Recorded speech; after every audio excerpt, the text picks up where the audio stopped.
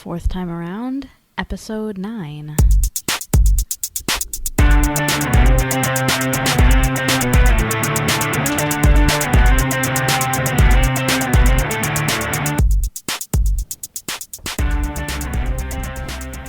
This is Lisa. And this is Joe. You're listening to J to the K by Fourth Time Around's very own Becky Lynn. That's right.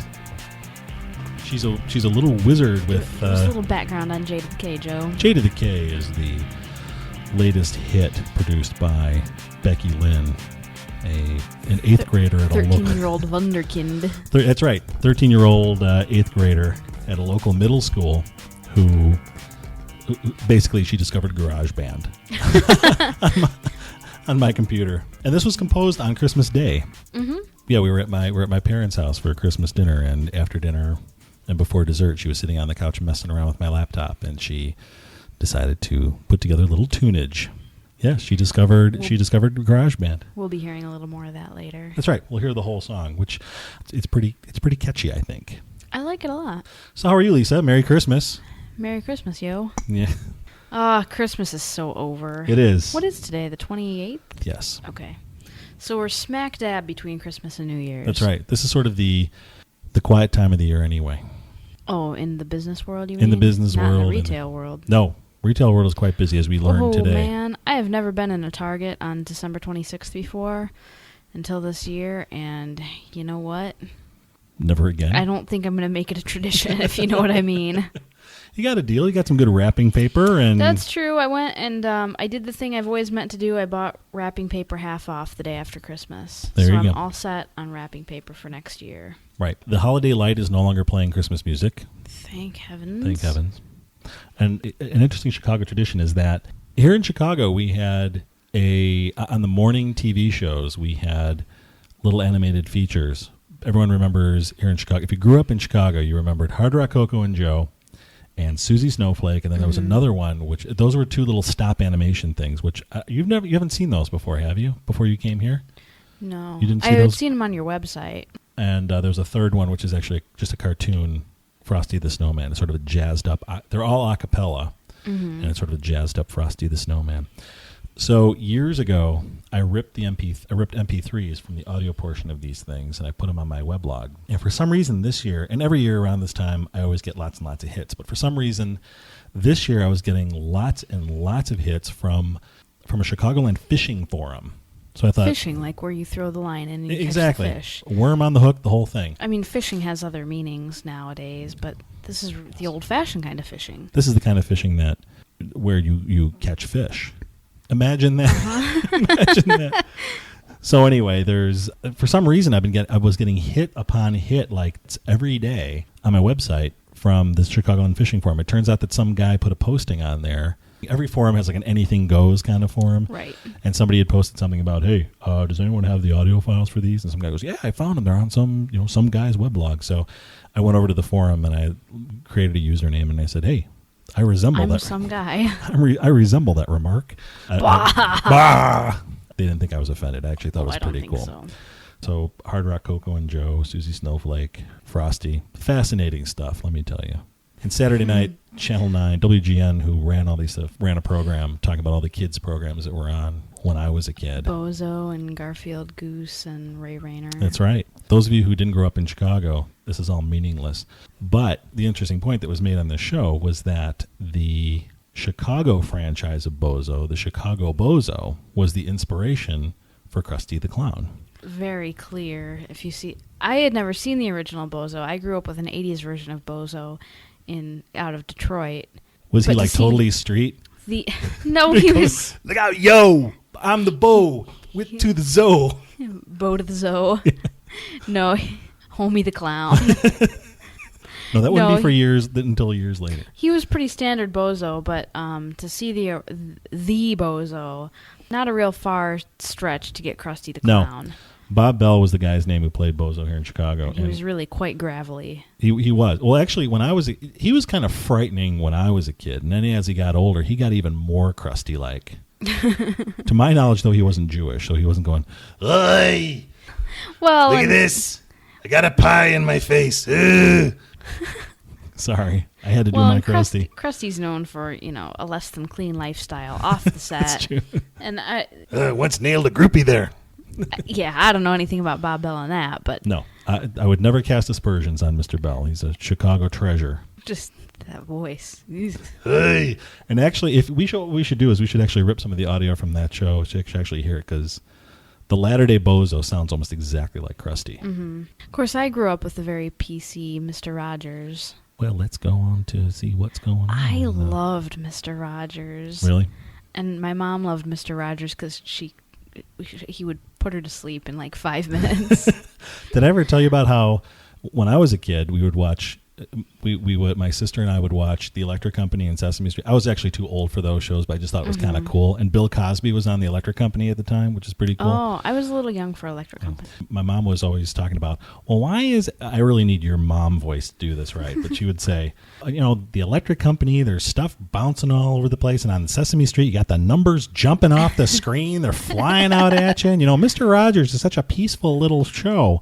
My sister and I wrote to Mr. Rogers and sent a letter saying, I really like your show and thank you very much. And I really look forward to watching it every day. And it's such a great show. And I like this so much better than The Electric Company, the other shows that are on. And we signed it with my mom's name. So we got a letter back, an envelope with an autographed photograph of Fred Rogers made out to my mom.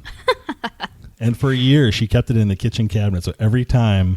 My mom has a great sense of humor, so every time we opened up the cabinet to get a box of cereal out, you'd see Mr. Rogers. Mr. Rogers with a sign to my mother, your friend, Mr. Rogers. That's so funny. And Lady Aberlin, appeared in the Kevin Smith movie Dogma. Oh, really? She in the very beginning of the movie Dogma. She's the nun that Matt Damon is talking to, trying to convince her to renounce Catholicism. Why are you collecting money? That was Lady Aberlin. How about that? So check that out. Dogma. I really liked Mr. Rogers. I was one of those... I don't think I was on the quieter side of kids, though. I was more one to sit quietly and play than run about the house like a banshee. Really? Mm-hmm. You didn't tie a towel around your neck and pretend to be Supergirl or anything, or Wonder Woman? Of course I did. My brother and I had this thing where we'd get out of the bathtub. We were close enough in age to bathe together. We'd get out of the bathtub, tie the towels around our necks, and tear up and down the hallway, and our battle cry was, "Run naked!" And then we would just tear off. So that's where you got that from. I still do that, too, and I know you're a big fan of that. I am a big fan of that. In fact, that also explains some of the mayhem that goes on up in Madison around Halloween every year. It's Craig. Running naked. Craigie running up and down the street naked. No, Mom, if you're listening, to my knowledge, Craig has never streaked or appeared in public nude. In public. To my knowledge. He doesn't tell me everything. And I certainly have never streaked or appeared nude in public. Well, you've never been convicted of it. But that being said... Moving on. Hey, we got an email from Aaron over at the Big Show podcast. We are going to be on an upcoming episode of Dead or Alive. Yay! The most difficult game in podcasting. Is that what it's called? I think it is. Let's practice. Johnny Carson. Dead. Okay. Pope John Paul II. Dead. Mr. Rogers. I think he's still alive, isn't he? No. Fred's dead? He died, and it was a big deal, Joe. Oh, you're right. I can't believe right. you don't know that. Okay. I'm sorry. Jeez. I'm not up on my Fred. We're going to be appearing on an upcoming episode of The Big Show. But Aaron asked us, he gave us a topic to discuss for our next podcast, hence this podcast. Which is this podcast now. And his topic was, tell us about the worst date you were ever on. Oh, man. With each other? We haven't really had a bad date, have we? Of course not. Well, no. No, actually, we haven't. I'm trying to think if we've had a date where things went wrong, like we tried to go somewhere and it was closed. Well, that's happened before, but we're... I think it was on our second date. We were walking down the street and I tripped and fell on my face on an invisible crack in the sidewalk. But we all had a good laugh. You entertained the people around us, which was awesome. Hush. Joe was halfway down the block. Where's the chick? Oh, yeah. Hey. No. He was very sweet. You and I haven't had really a bad date together. No, we really haven't. But he meant with other people. Okay. Well, I can fill in some blanks there. The only bad date... I mean, I've had some bad relationships, but I can't think of a particularly bad date. I did break up with my high school boyfriend at prom. Oh, sweet. That was... Before or after dinner? After. Or actually at what point? He insisted... No, you know what? Here's the story. We had been together long enough that this was our second prom together. He was from another school, but this was our second prom together. And I tried to break up with him 2 weeks before prom, and he would have none of it because he had already put down a deposit on a tuxedo. Well. And by golly, he was going to wear it to a prom. And since he was a freshman in college, he had no other prom to go to. Wow. So he was going to wear it. Yeah, we went. I don't even know if we had dinner together that night. We must have, though. We got to prom. We did the little picture thing. We were great. We were bickering during the prom pictures. We were both miserable because he knew he was going to get dumped. He knew it was just a matter of time. Was this like the classic Seinfeld thing where you can't just break up with somebody? It's like knocking over a Coke machine? It wasn't like that because it wasn't my weakness. It was his. You know that one where George tries to break up with the girl and she's like, no. Yo, It was like that. Yeah. I'll call him Larry. No, I don't think so. I'll call him Larry for protection. Larry, I think we should break up. No, I don't think so. Larry, I'm breaking up with you. No, you can't. You can't break up with... I'm breaking up with... No, you can't. So, you know... So you just take no for an answer? Well, I was 17. He would... No, you don't understand. He would argue. He would argue and argue. No, we shouldn't break up. Believe me, I understand. Actually, yes, that's ridiculous of me to say. Why do you think we should break up? Because I do, and I would talk for hours about why we should break up. We made each other miserable. You decided to pick prom to finally just... How did you finally do it at prom? How did you actually get to ruining this man's prom? We were sitting there not dancing and not talking, and I said, I think you should take me home. And he said, okay. And he took me home, and I said, I don't think we should see each other anymore. And he cried, and I felt very bad. This was all in my parents' family room, in the front room. And then it was, well, can we stay friends? Yes, of course we can stay friends. So we went out the next day and tried to be friends. Oh, that never works. The thing was, Lisa. I thought it was fun being friends. He thought it was fun being friends, but he thought we were going to get back together. No, exactly. Later that week. Exactly. Way to go, pal. To segue off your prom, I went to prom with this young lady. We had dated a couple of times, and it was getting close to prom time. And I figured, I want to go to my senior prom, so I asked her. I was never one for big. Was she also a senior? No, she was a junior. Okay. So I figured, okay, you know what? I'm going to go to my senior prom. So we went to prom, and my sister, who was a freshman at the time, went to prom with one of my friends, just as friends, because she was my sister, and in some cases, a couple of my friends had sisters who were freshmen and sophomores. So they asked the little sisters to come along, and we all just kind of went as a group, just as a bunch of friends. In some cases, some people were dating, but so my sister came along. She dated one of my. She wouldn't date. She went along as one of my friends, as the date of one of my friends. Mm-hmm. My date spent the entire prom, from the dinner all the way through to the end of the event. When we went back to my house, my parents' house, my date spent the entire time hitting on my sister's date. The entire your buddy. Time. My buddy. The entire your time. Buddy who's going out with your sister and now is about to take your date. I know. So let me tell you something. It was great. See, it was a great little... Talk about chopping you off. No kidding. A great little historical moment, because when we came back to my parents' house, the plan was that my date and I were going to go downstairs into the family room because we were dating. We were just going to have some, just hang out in the basement, listen to music or whatever. Mm-hmm. And my sister and my buddy were going to hang out upstairs in my parents' living room. Well, as it turns out, all four of us wind up sitting around the kitchen table, and my date was sitting there humming classical music things because she was a choir geek. And this is not to... Lisa was a band person, so I'm not casting aspersions on that. You can say geek. I'm okay with that. There you go.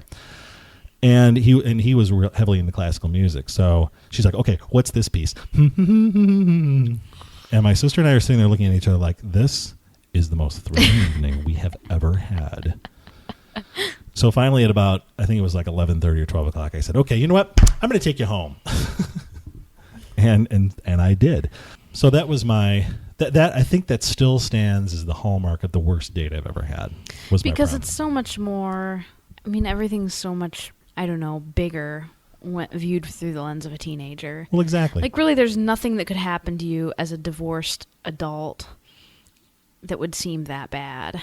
No, but segueing into that. But you might come close. Being a divorced adult comes with a whole new set of challenges. It sure does. This leads me to my second story. I did eHarmony for a while. And if any of you listening to this are considering doing eHarmony or have thought about it or have done it, check my weblog. There's a link there's a link in the show notes to my weblog that talk about I give a whole lineup of my eHarmony experience. In a nutshell, there were good things and bad things about it, but nothing came of it for Exactly. you. I did not meet the love of my life through eHarmony as they claim to. I met a couple people who were very nice. I met some real psychos. I fortunately did not meet some real psychos. It was probably better than like Match.com. Or I do think it was better than Match.com because it is a little bit more scientific and it does go through a little bit more. I think it weeds out a lot more and it's not as colossal a waste of time. You'd have to be pretty serious to even get through the setup. Right. So this one lady, I forgot how I changed the names in my weblog posting. I forgot what I referred to her name as, but she was an attorney, and we talked on the phone one night, and she seemed a little bitter, but she had somewhat of a sense of humor. And I thought, okay, she was divorced. And she was divorced, and she had a couple of kids, and we talked for a while, and it was sort of like, okay, well, you want to meet for lunch? I figured lunch, it's harmless. And she happened to be coming downtown. Like I said, she was a lawyer. She was appearing in court downtown. I said, why don't we meet for lunch at this restaurant that's not too far from where you're going to be. She's like, oh, that's cool. I get there, and she's waiting in the bar, and we sit down and we talk, and right away there was no magic. I mean, it was just there was no chemistry there at all. It was just sort of like, okay. And I'm thinking, all right, well, I'll make the best of this. She seems like a pleasant enough person. We'll sit there and we'll go through it. We'll talk, whatever. You got to eat. Exactly. So I figure, at worst, I'll get a meal out of this deal, even though I'm paying. But that's fine. So we're sitting there and we're talking. It's very clear after about 10 minutes or so that we really have very little in common other than the fact that we're each divorced with kids. And then out of nowhere, she says, well, I won't sleep with anyone unless I'm going to introduce them to my sons. And I thought she was joking. So I'm sort of looking and I'm thinking, okay, how do I respond to this? Is she joking? And I look at her and she's serious. I'm thinking, all right, how do I respond to this? You want to neither sleep with her nor meet her sons. Well, my very first reaction was to say, hey, good for you. It's great to have standards. I'm so proud of you. Bravo. But instead I sat there and I went, why don't we see how lunch goes first? And it got absolutely no reaction from her. She just sort of looked at me like I was reading the phone book. It was sort of like, oh, okay, well. And if you can't laugh at that, you're not cut out for Jolene. Exactly. So I thought, okay, this really just sort of confirms it. It's going nowhere. So did you sleep with her? Yeah, I met her sons. They were awesome. Well, call them. Get them down here. That's right. I got to be back to the office right by 1:30. Exactly. Come on. Time's a-wasting. So the check came. The little folder, the little leatherette folder was in my fingers for less than probably 14 milliseconds. Check comes to me. It's in my hand. She says, well, listen, I got to catch a train. So thanks for everything. You have my number, so give me a call sometime. And she splits. And I'm thinking, okay, well, I played in my head. I'm thinking, okay, well, at least she didn't totally fall in love with me because then that would be even more. That's true. That'd be even more difficult. At least you got out of it with only a lunch bill. And there was this couple who was sitting. It was in a little boothy, it was sort of like one of those half booth, half chair type of arrangements. And there was another couple these two people were coworkers, and they were sitting. And they said, "Man, what was that all about? First date?" I said, "Yeah, and last." So anyway, that's my worst date story. Those are my two worst date stories. Speaking of dates. Hey, let's go on a cheap date.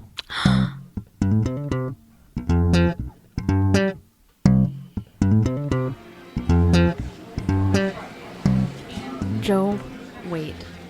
Before you even order, I need to tell you something. I'm not going to sleep with you until you've changed my oil. Because that tells me that you're willing to give to the relationship.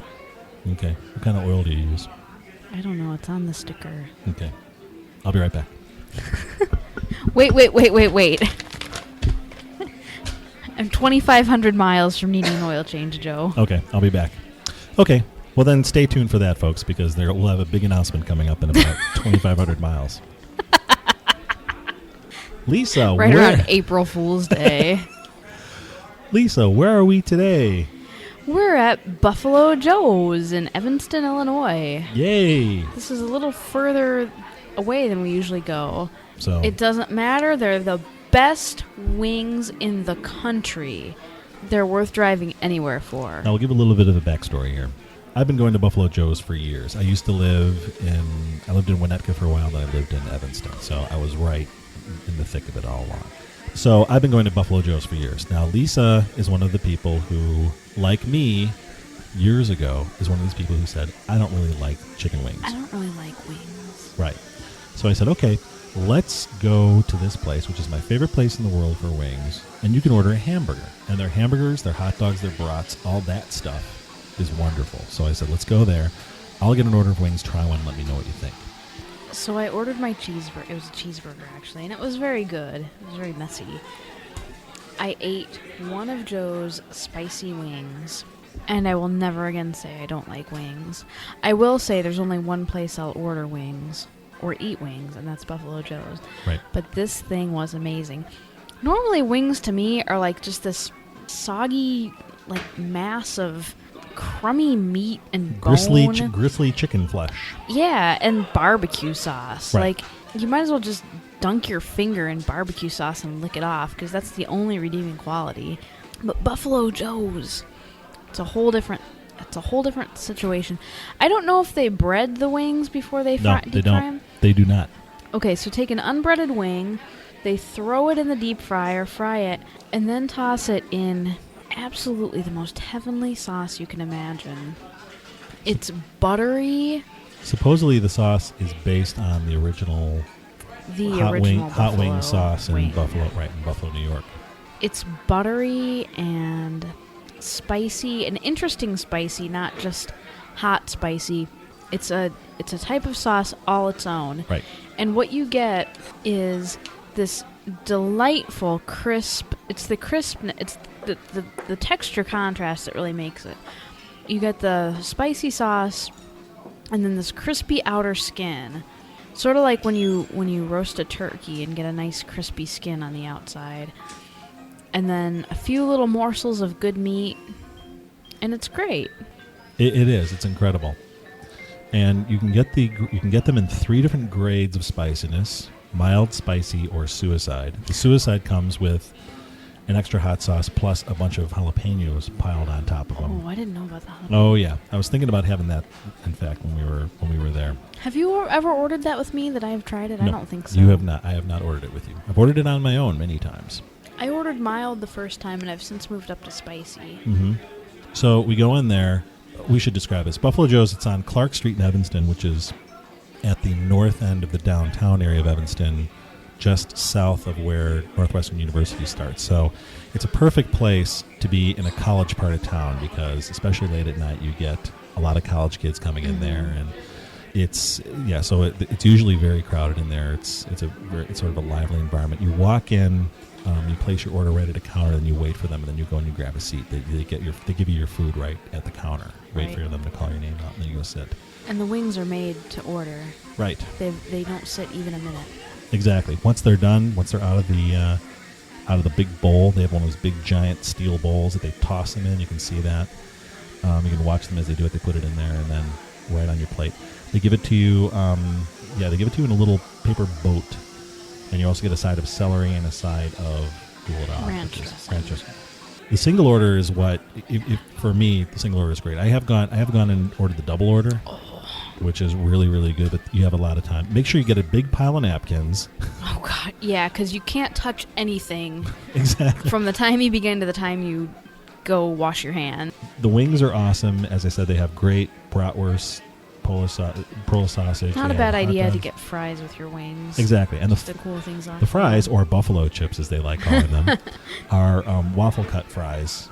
And these things, when they cook, and those are 9 times out of 10 when you go there, those are right out of the fryer too when you get them. So you can get a big drink because you need a lot, and they don't do free refills. Exactly. So you typically will get the Gutbuster RC or the Gutbuster. They also Direct. serve beer, which I think would be good with wings. We need to go sometime in the evening Mm-hmm. and have that. And that's actually a relatively new development for them as well. Is it? Mm-hmm. Because Evanston didn't have... Evanston was a dry town for a very long time. And it wasn't until probably the last 15 years or so that they allowed places to start serving alcohol. Buffalo Joe's does seem more like the kind of place where you wouldn't go drink beer, but where you would go after drinking beer to douse... You're drunk. Yeah, to straighten out a little bit. As hard as the wings are on your stomach, or as hard as they could be on your stomach, they kind of clear out your head. According to this, Joe Pruden, the founder of Buffalo Joe's, was originally from Buffalo, New York, and he created the recipe, his own recipe for his chicken wings. He created these recipes for chicken wings. Big thumbs up on Buffalo Joe's. Heck yes. They do have, like Joe said, brats, hot dogs, Italian beef, burgers. They even have chili and baked potatoes. I think you'd be crazy, though, to go. And I'm not the kind of person who will sit down and eat just hot wings as a meal. Except here, because you'd be crazy to do anything else.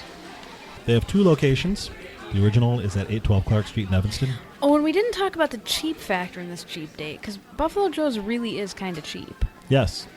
Actually, it is. Not as cheap as I thought when I looked at the menu today, but... It's about $5.25 for a single order of wings, and your fries are going to cost you $1.50. And your drinks, if you get the large drink, it's $1.29. So that's pretty reasonable. Well, you know what? It's a no-frills operation. Like, if you bought the same amount of wings at, like, an Applebee's or something, they would come on a plate lined with lettuce and, like a bunch of different sauces and all kinds of frills, and you would pay $8.50 for them. Right. And they wouldn't be as good. So, low overhead place. Mm-hmm. And well worth the drive. Incomparable. Thank you, sweetie. That was a fabulous date. Mm-hmm. We even took Joe's younger daughter, Emma, who was very happy with... It's a kid-friendly menu, I can say that. Yes, it is. Hot dogs and hamburgers and fries. So if you're the type who bring kids on your dates, as we do sometimes, you're in luck. So there's that. What else do we have? We wanted to also give a shout out to Sean from the Interocitor cast, which is a podcast that is coming out of New York. Yeah, a new podcast, I think. Yes. He just started that. He just started. I think he's on episode 2. He had sent us an email because he wanted to play our promo on the air. And he said, hope you don't mind. And I said, oh, absolutely. Please play our promo. Oh, we have a promo. We have a promo. If you go to our main site, if you go to fourthtimearound.net, there's a little link there. You can click on it. You can play our promo. Also through Podcast Alley and Podcast Pickle. You can pay it. You can try saying that 10 times fast. Podcast Alley and Podcast Pickle. You can play it as well. Featuring Bob of Liz and Bob. There. That's right. Featuring Bob of Liz and Bob doing the voiceover. So you'll get to hear... The Bob. You will get to hear the voice of Bob of Liz and Bob. So there's the obligatory reference as well. Okay, check that off the list. So check that off the list. So yeah, so check out Sean in the Interocitor cast. It was kind of funny because he describes himself politically as a libertarian, and he says, and I say that almost apologetically. Yeah, I know that feeling. Lisa has some friends who are libertarians. So Sean, welcome to the podcasting world. Yep. And thanks for playing our promo. Yep. And if you get yourself a promo, we'll play it here. Send it our way. Exactly. And if there's anyone else who's listening to this who would like us to play their promo on the show, shoot it off to us. We will definitely do that for you. Oh, you know what we should talk about before we go? What? We should talk about Christmas presents. We brought up yes. in the last podcast we talked about. Lisa brought up the fact that we don't know what people should, how couples handle Christmas presents. And when we were talking to Bob of Liz and Bob today, he told us that he and Liz don't exchange presents. Didn't we hear from somebody else who doesn't exchange? I've known other couples in real life, but didn't we hear from a podcaster who doesn't? Karen and Ross said that was this their first? Did they say it was their first? I'm sorry, guys. Did they say this was their first Christmas or second Christmas exchanging Something presents? like that. Or the first one where they did exchange presents, something like that. Yeah, they said if you find out what the key is, let us know. That's right. They said it was difficult because this, I think, is their first time exchanging. Right. Now, we did get each other these really cool watches. We did. I think we always want to get something I've been in too many relationships where holidays became a contest of one-upmanship. The presents are... There's a lot more to Christmas than presents. So tune in next year and see Doesn't exactly anyone know the true meaning of Christmas? I can tell you what Christmas is all about, Charlie Brown. For me, it's all about cookies and peppermint mochas. And in the kitchen, there was a great noise. The clatter of flour and sugar falling down. 'Tis cookies being made. 'Tis vanilla extract being poured. Something like that. "Oh no," cried Rebecca. "Fear not," said Lisa, "for we shall not tell your father." What hath happened to his floor? What hath happened to the rug in his kitchen? About the red food coloring and sugar paste. 'Twill blend in with his paint. Let us give thanks that his kitchen floor is dark brown. And the liquid thereof has seeped between the cracks of the tile thereupon the floor. And let us pray that it does not seep through to the people below. For they have no sense of humor. And they feed squirrels. Okay. Well, you know what, honey? I know. I think it's time we wrap this one up. Okay. So thank you to everyone for listening once again. Happy New Year's. Happy New Year to everybody. We also welcome your comments, emails. You can email us at fourthtime@gmail.com. You can visit our website at fourthtimearound.net. Also like to welcome all the new listeners. Our listenership is going up. Thank you. So thank you for that. So we're going to go out with, once again, J to the K. J to the K by Becky Lynn. Good night. Good night, everyone.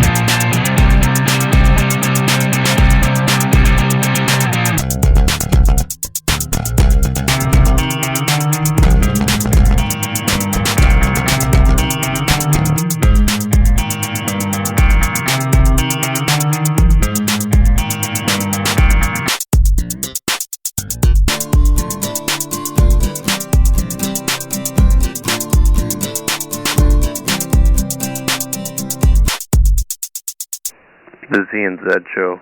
Commentary, stories, musings, and observations from Ross and Karen, a sarcastic American and a wry Canadian joined in cross-border matrimony.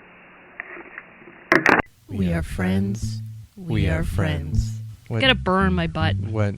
I don't like the way that sounds. Toronto, my hometown, which I miss and love. Can we have your hair? We sicken him and he's disappointed in us. I swear like a longshoreman at a hooker convention. You're just gonna show up at his grave and drop trow and let it go? Does raw meat creep you out? Ross and I should shut up. Like, you drink wine out of a box and all of a sudden you have standards. I don't know. Yeah. Would you sign my wood? American-Canadian differences. Oh my God. Well, What's our damage? Well, and there you go. That's why we love Target. Yet again. And we're not sponsored by Target. No. Am I the only one, or is Bob the Builder kind of pornographic? I like the union suit. I think it's cool. Well, by the time the cops got out of Tim Hortons and made it to our door... The Z and Z Show. We're not curing cancer here. We're just podcasting. What do you want for nothing? zandz.blogspot.com